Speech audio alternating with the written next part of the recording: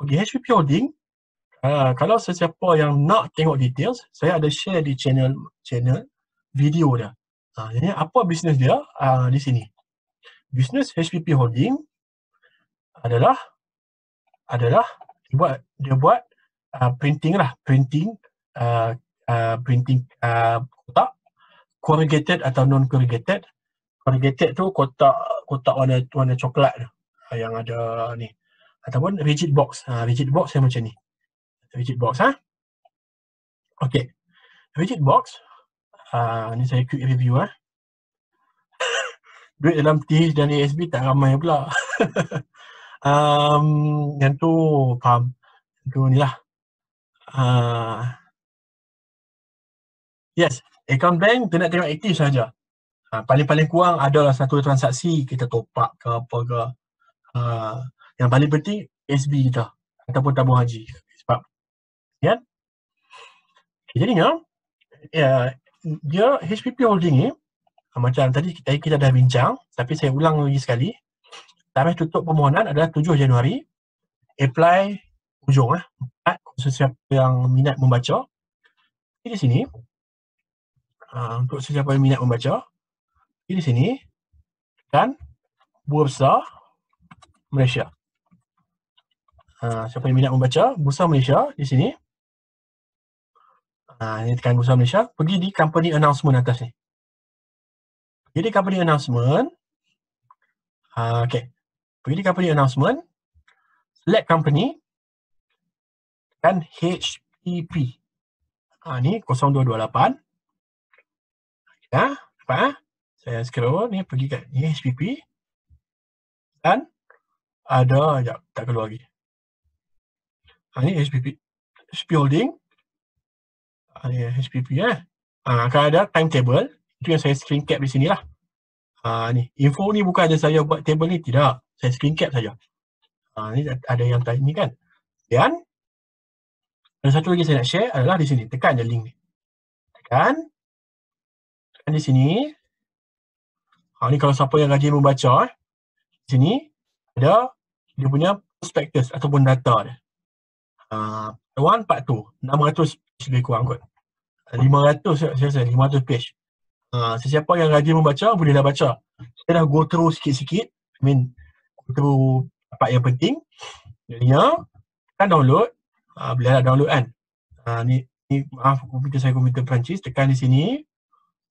Tekan download. Ni overall ni open lah. Okay, ni download. Automatic download.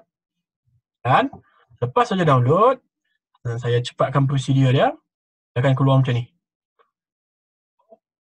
Nampak saya dah tutup. Okay, saya buka Alright. Di sini. Okay. HPP Holding HPP Holding ada lebih kurang ni, yang pertama 170 page. Yang betul ada HPP Holding. Yang kedua ada lebih kurang 232 page. Siapa nak baca boleh, tak ada masalah. HPP Holding. Ni jadi saya tak ambil mana-mana, info memang dari sini dan purely di sini. Saya screen cap saja.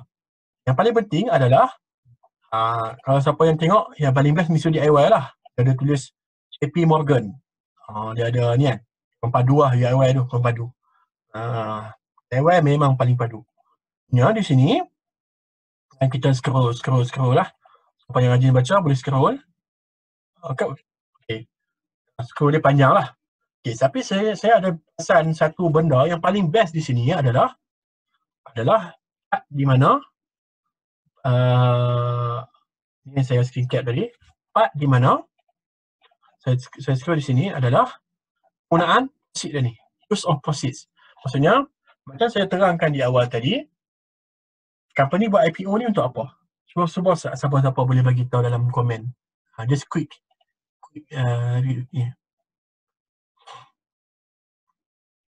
company buat IPO untuk expand cash. Yes, raise capital. Ya, jangan takut kalau syarikat tersebut tak bayar hutang. Jangan takut. Sebab syarikat untuk berkembang akan kena bayar hutang. Tetapi kena ingatlah, Kalau company tu pun company yang jual entah apa-apa, semua duit IPO dah, semua nak bayar hutang, itu kena ni lah. Mr. DIY is exceptional sebab dia punya growth tu terlalu besar, disebabkan tu lah dia kena bayar hutang dulu, barulah dia boleh maintain balik growth. Tapi kena ingat, keuntungan dia tu berkali ganda berbanding dengan hutang dia nak bayar tu. Kena ingat yang tu lah, itu yang saya very very bullish dengan DIY. Okay. Dan ni capital expenditure and expansion, yang paling penting, digunakan 20% daripada cash yang dia dapat, lebih kurang 13 juta. Nanti saya bagi tahu. Saya akan bagi tahu 13 juta ni dia nak beli untuk apa. Kali saya akan bagi tahu. Dan working capital ni biasalah 5 juta, sales and marketing macam biasa 2 juta. Lepas tu kena ingat, kos untuk listing ni bukan murah. Kos 39 juta tau. 3.9 kos listing. Tapi bos dia kaya lah lepas tu. Okay,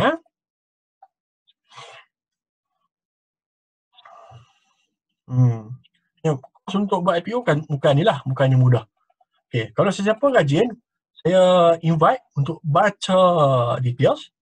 Tapi saya ada beberapa lah yang saya akan highlight di sini adalah dia punya bisnes dia tu.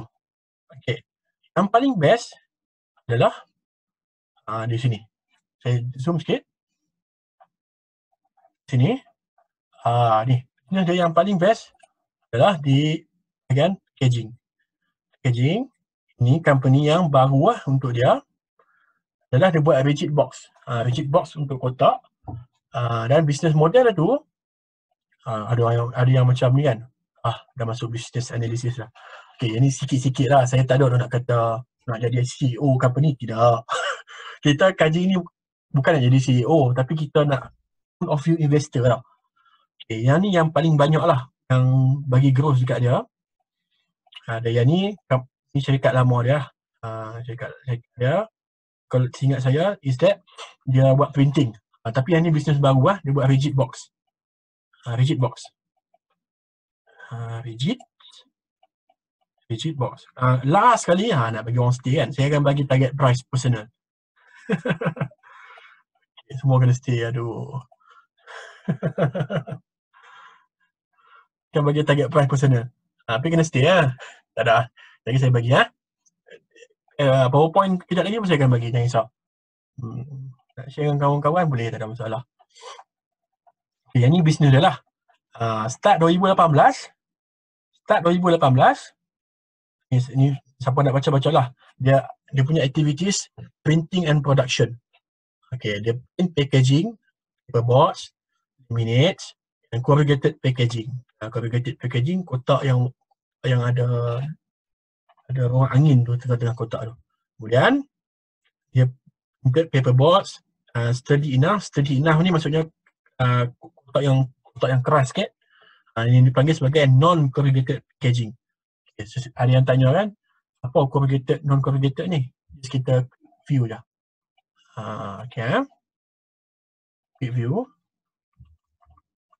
Corrugated packaging saya ni. Corrugated packaging ni kotak ni lah. Kotak yang ada ni, ruang angin ni. Ni corrugated packaging. Ni kotak yang corrugated packaging.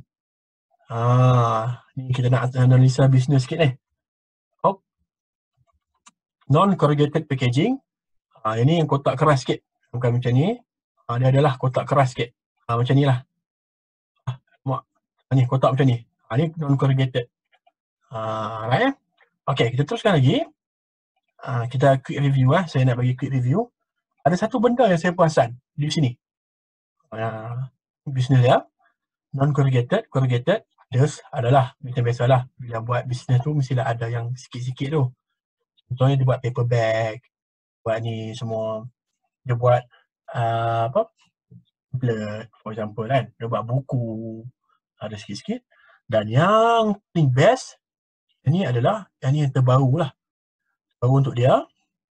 Dia sebenarnya antara company yang dapat what we call benefit daripada semiconductor.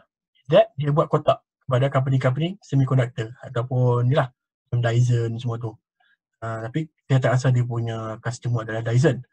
Tapi dia punya business dia tu macam buat kotak kepada for example vacuum Dyson, for example vacuum. Ya.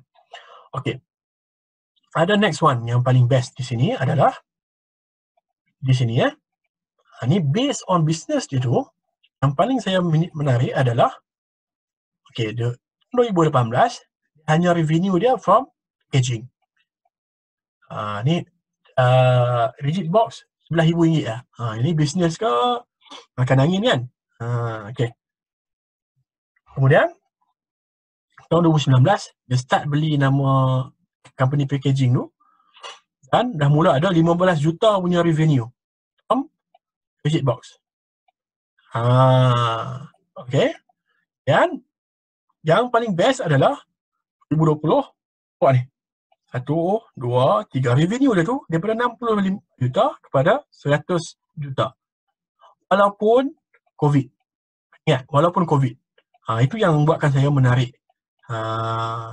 For the time being, hanya trading sahaja dulu, tetapi dia belum lagi ada mesin. Mesin dia sikit je. Ini apa IPO dia? IPO dia adalah untuk beli mesin.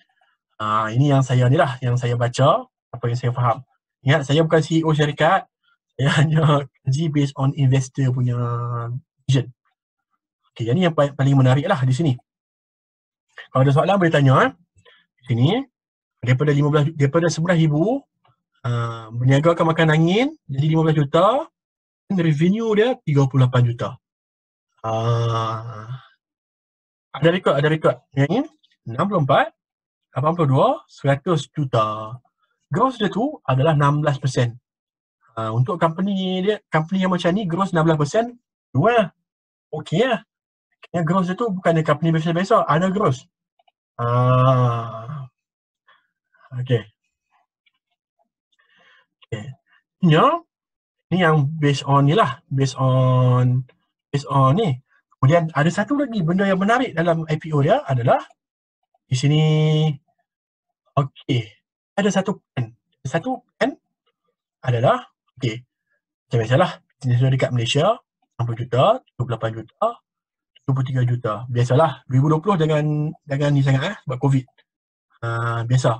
COVID kalau setakat turun sikit-sikit tu, it's okay. Tapi apa yang bestnya adalah dia dah explore market Philippines. Di sini. Daripada kosong, now is that dah dapat revenue from Philippines 19 juta. This one lah yang saya minat.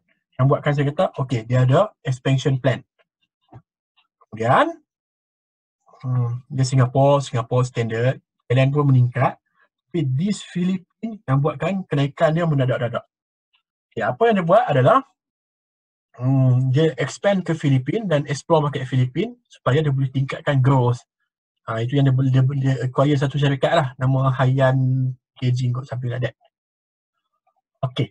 Kemudian, saya ada summary sikit lagi. Habis dah? Jangan risau, nak habis dah. Kelas pun tak boleh panjang-panjang, takut kepala kan. Right. Revenue meningkat, cuma ada satu je yang drawback dia adalah cost of sales. Benar apa Najib cakap ni. Sikit je, saya bagi faham sikit lagi. Tengok betul-betul lah. Saya zoom sini. Right. Macam saya kata tadi, Makcik Kia. Saya pernah ceritakan, Makcik Kia buka kedai nasi lemak, jualan RM100.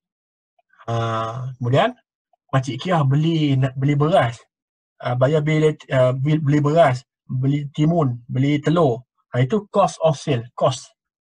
Cost. Sini.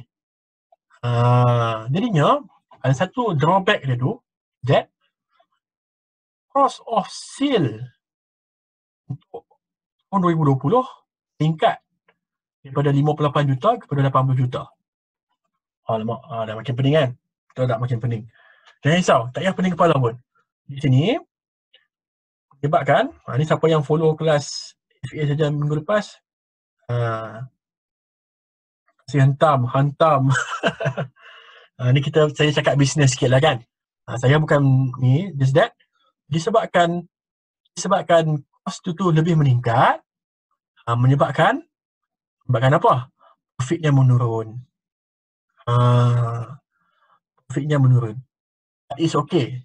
Bagi saya 2020 is acceptable. Sebab 2020 is a COVID time.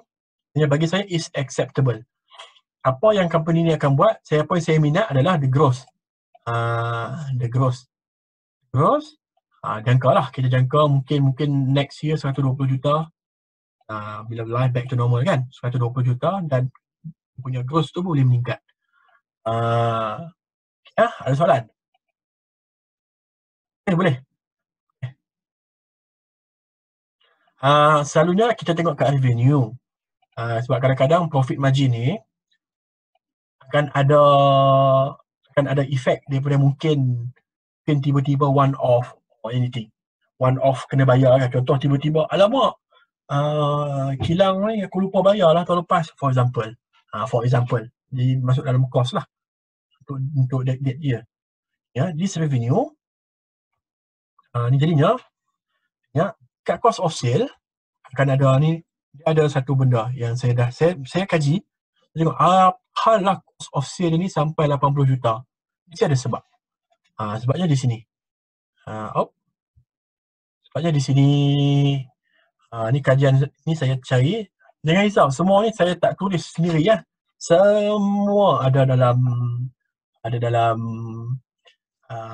what we call dalam prospectus tu. Ni cost of rigid box ni yang tinggi. Adalah sebab apa? Sebab profit margin dia rendah dan maksudnya cost untuk rigid box agak tinggi lah, 32 juta.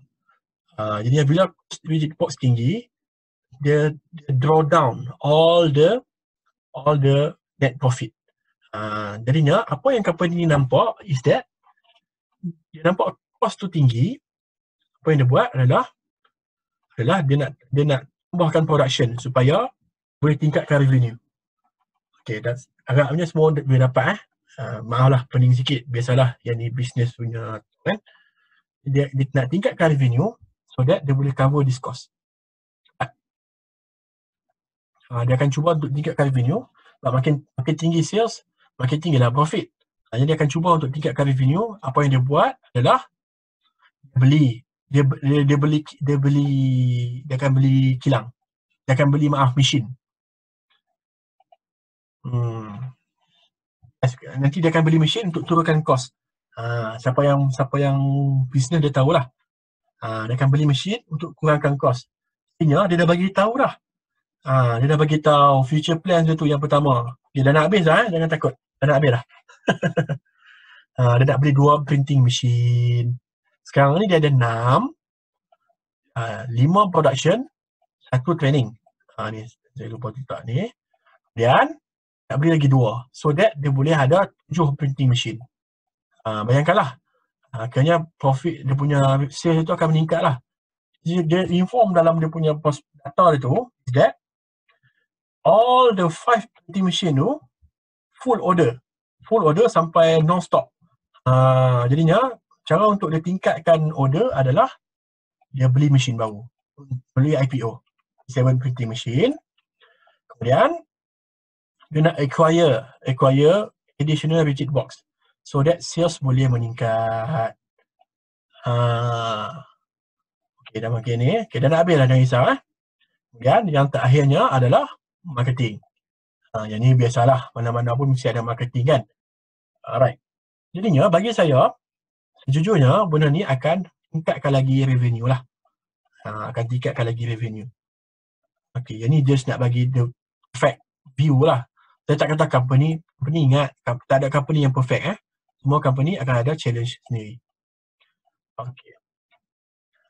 Tapi macam biasa, ada competitors. Ada competitors that the Master Pack, PHB, dan ada lagi satu apa dah? Ada lagi satu competitors dia adalah alamak saya lupa nama dia. Dinos lah, for example. Dinos. Dinos pun buat ni buat packaging untuk kotak kan. Mak ni buat untuk kotak juga ke? Mak ni tak. Mak ni dia plastic packaging. Tetapi plastic packaging dia tu 10% of revenue saja. 90% adalah jualan garments. kepada Nike. Ni Magni. Ni Master Pack. Tommy Park semua tu plastik packaging. Tu another part. Boleh juga masuk dalam packaging, but that is plastic packaging. SCGM plastik. Tommy Park plastik. Syntex plastik. Mostly ni plastik. Tapi yang kotak, Master Pack, PHB, benar. Yang ni yang kotak. Ada satu lagi saya lupa nak letak. Muda yang baru ni breakout. Okay. Tapi apa yang menarik bab packaging ni adalah walaupun versatile tu saya tak pasti. Yang tu kena tengok balik. Saya tak kaji. Tapi low valuation of the sector. Okay, macam ni saya pergi. Okay, dah nak habis last